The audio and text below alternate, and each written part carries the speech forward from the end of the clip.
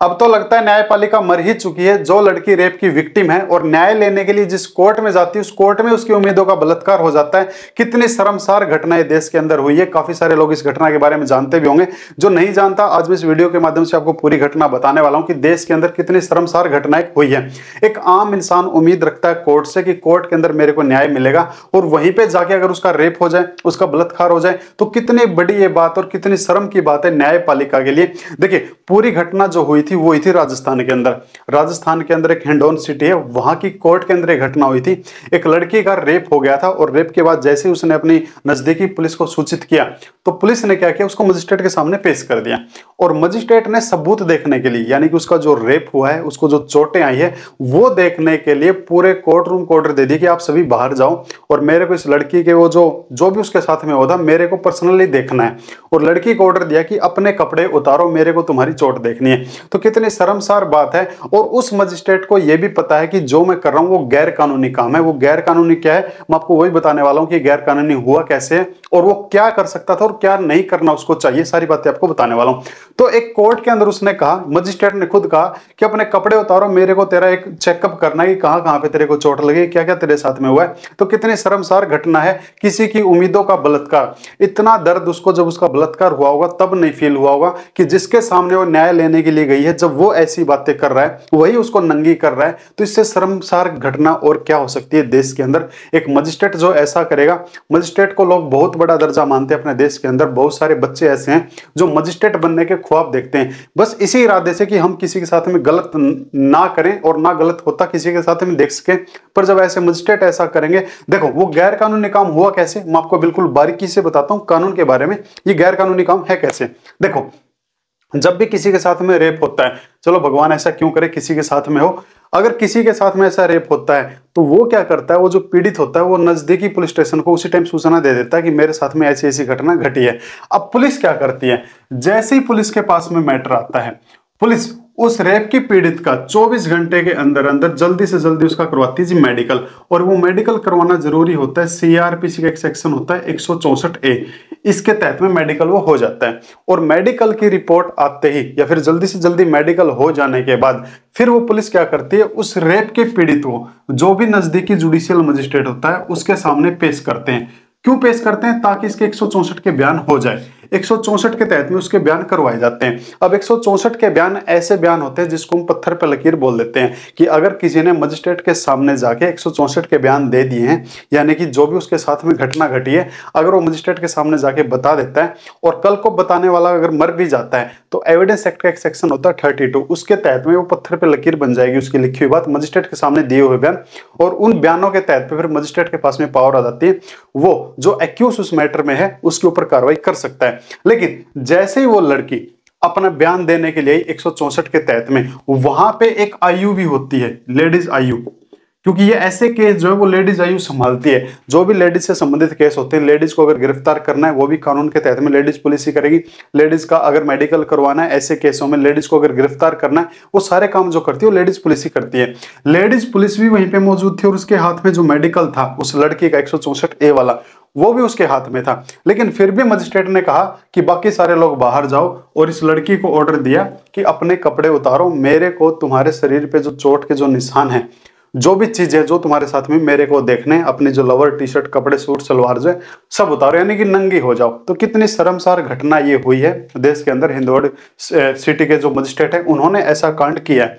तो ये अब गैर कानूनी कैसे है वो देख लो, ये कानून का प्रोसेस होता है। गैर कानूनी ऐसे है, देखो जब भी कोई लड़की अपना के ऐसा बयान दे रही है 164 के तहत में कि मेरे साथ में ऐसा ऐसा रेप हुआ है, जो भी अपने रेप की घटना वो बता रही है, मजिस्ट्रेट का दायित्व तो बनता है कि उसको लिखे जैसा जैसा वो बता रही है। और अगर मजिस्ट्रेट को लग रहा है कि ये लड़की झूठ बोल रही है, इसको कोई ऐसी चोट फेट है, इसका रेप नहीं हुआ है, तब ऐसे में मजिस्ट्रेट किसी को कपड़े उतारने के लिए नहीं बोल सकता है, मजिस्ट्रेट उसका मेडिकल देख सकता है। और मेडिकल को सबूत माना जाता है, एक सीआरपीसी का सेक्शन होता है 291, इसके तहत में, यानी कि जो ये पुलिस वाली जो मेडिकल के साथ में आई हुई है, इस मेडिकल को मजिस्ट्रेट देख सकता है। एक बार नहीं, दो बार नहीं, 3 बार देख सकता है, उसकी जांच भी करवा सकता है।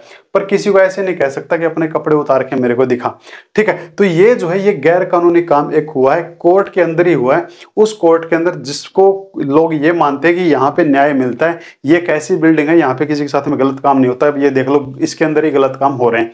अब ऐसे में मुकदमा क्या बनेगा? तो मुकदमा जो बनेगा, किसी लड़की को कपड़े उतारने के लिए कहना, जो मुकदमा बनता है वो 354 का मैटर बनता है। और उस लड़की ने ऐसा ही किया। वो जैसे ही लड़की बाहर आई, उसने आके जो भी नजदीकी पुलिस स्टेशन था वहां पे जाके उस मजिस्ट्रेट के खिलाफ में शिकायत दर्ज करवा दी है कि मेरे जिस केस में मैं 164 के बयान देने के लिए गई थी, उस मजिस्ट्रेट ने मेरे साथ ऐसा ऐसा व्यवहार किया है। अब पुलिस ने 354 का एक उसकी एप्लीकेशन तो ले ली है, लेकिन अभी मजिस्ट्रेट के ऊपर कार्रवाई होने वाली है। और ये देश के अंदर कोई पहला ऐसा मैटर नहीं है, देश के अंदर पहले भी ऐसे हो चुका है कि कोर्ट रूम के अंदर भी किसी की उम्मीदों का बलात्कार हुआ है। अब देखो, एक नॉर्मल सी बात यह है कि कोई इंसान, खासकर मैंने भी मेरी लाइफ में देखे, प्रैक्टिकली भी देखे, जब भी कोई लड़की ऐसे रेप की जो पीड़ित होती है, अपने बयान देने के लिए आती है, अपनी एप्लीकेशन लिखवाने के लिए आती है, वो नजर नहीं उठा सकती। ये मैंने मेरी आंखों से प्रैक्टिकली भी देखा है। तो कोई इंसान इतनी हिम्मत करके कोर्ट तक आया है अपनी बातें बताने के लिए, और इस उम्मीद से कि मेरे को यहाँ पे न्याय मिलेगा, और वहां पे अगर उसके साथ में ऐसा हुआ। अब ये जो घटना है, देखो अखबार में चल रही है, न्यूज में चल रही है, हर जगह सोशल मीडिया पे भी चल रही होगी। अगर कोई और लड़की ऐसी न्यूज को देख रही है और अगर किसी और के साथ में ऐसा कुछ हो जाता है, ऐसी कोई मिस हैपनिंग हो जाती है, तो वो लड़की क्या सोचेगी कि अगर मैं मजिस्ट्रेट के सामने जो, तो वो भी मेरे कल को स्वाद लेगा। तो ये चीजें जो है, नेगेटिविटी ज्यादा फैल जाएंगी ऐसी चीजों से, यानी कि लोगों का विश्वास टूट जाएगा कोर्ट से। काफी सारे इंडिया के अंदर बहुत सारे लोग ऐसे हैं, पर्सनली जो मेरे को भी जो मिले हैं, ऐसे लोग जो हैं किसी केस के विक्टिम भी है, फिर किसी केस के एक्यूज भी हैं, जिनका इस कोर्ट सिस्टम से, भारत की न्यायपालिका से भरोसा उठ चुका है कि ये जो है, ये सिर्फ कुछ नहीं है, सिर्फ ये पैसे कमाने की एक मशीन लगा रखी सरकार ने, और यहाँ पे किसी को कोई न्याय नहीं मिलता है। ऐसा मेरे को फील हुआ, कुछ लोगों ने मेरे को बताया भी है। आपके अकॉर्डिंग ये बात कितनी सच है, आप जरूर मेरे को बताएं, कमेंट करके बताएं। तो ऐसा दुनिया के लोग बहुत परेशान हो चुके हैं न्यायपालिका के सिस्टम को लेके। काफी सारे तो ऐसे मजिस्ट्रेट भी हैं जिनके सामने केस चल रहा है और उनको ये नहीं पता कि केस ये चल क्या रहा है, बस अपना एक बुत बन के बैठे हुए हैं। तो वहां पे तो और भी ज्यादा शर्म आती है। पर एक आम इंसान अब उसका गुस्सा निकाले तो निकाले कहाँ? सरकार ने अभी तक कोई ऐसा कानून भी नहीं बनाया कि ऐसे जजों के खिलाफ में डायरेक्ट कोई कार्रवाई हो सके। कार्रवाई अगर इनके ऊपर करनी है तो पहले जाके हाई अथॉरिटी से परमिशन लो, या तो स्टेट गवर्नमेंट से या फिर होम मिनिस्ट्री से जाके इनकी परमिशन लो कि हम इनके खिलाफ में कार्रवाई करनी है। वहां से परमिशन लेने की आम इंसान की बस की बात नहीं है। और अगर कोई अपना सब कुछ तन मन धन सब कुछ लगा भी देता है कि मेरे को इसके खिलाफ में कार्रवाई करनी भी है, तो एंड ऑफ द डे मिलेगा क्या? ये तो बहुत बड़ी अथॉरिटी होती है। तो फिर वही पहुंच वाली बात। तो इंडिया के अंदर ये बड़ा गंदा सिस्टम है यार। ये पता नहीं कब सुधरेगा और कैसे सुधरेगा, और कौन ऐसा इंसान आएगा जो सिस्टम को सुधार सकता है। तो ये बहुत गलत काम हो रहा है। तो मेरे को जब ये बात पता चली तो मेरे को खुद ये चीज फील हुई, फिर मेरे को भी लगा कि यार ये गलत है, ऐसा नहीं होना चाहिए। तो मेरे को काफी फील हुई ये चीजें। आपको कैसी लगी, आपको क्या फील हुआ, आप अपनी भावनाएं जरूर बताएं।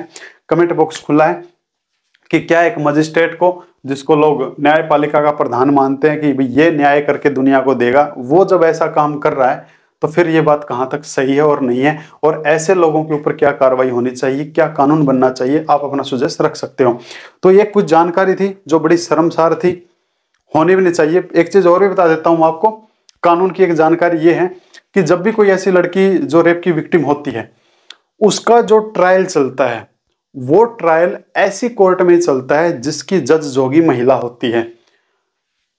यानी कि एक सेक्शन होता है, मैं चलो आपको डायरेक्ट सेक्शन बता देता हूं। सीआरपीसी सेक्शन एक तो 26 होता है और एक होता है 327। ये दो सेक्शन ऐसे होते हैं। इनके तहत में बताया गया है कि अगर कोई रेप केस है ना, तो रेप केस उसी कोर्ट में चलेगा जिसकी जज जो होगी वो महिला होगी, यानी कि लड़का नहीं होगा। उस कोर्ट में वो केस चलेगा, और वो केस भी एक बंद कमरे में चलता है ताकि किसी की सुरसुरी, किसी के बारे में दुनिया को ना पता चल सके। ये ऐसा कानून है। लेकिन 164 के बयान रेप के केस में महिला जज के सामने होंगे या पुरुष जज के सामने होंगे, ये फिक्स नहीं है। तो एक अमेंडमेंट ये भी हो जाना चाहिए कि जो रेप की जो विक्टिम जो लड़की है ना, उसके बयान भी महिला जज के सामने ही होंगे। ये नहीं है 164 में सिर्फ जुडिशियल मजिस्ट्रेट का जिक्र है, ये नहीं है कि महिला के बयान महिला के सामने होंगे।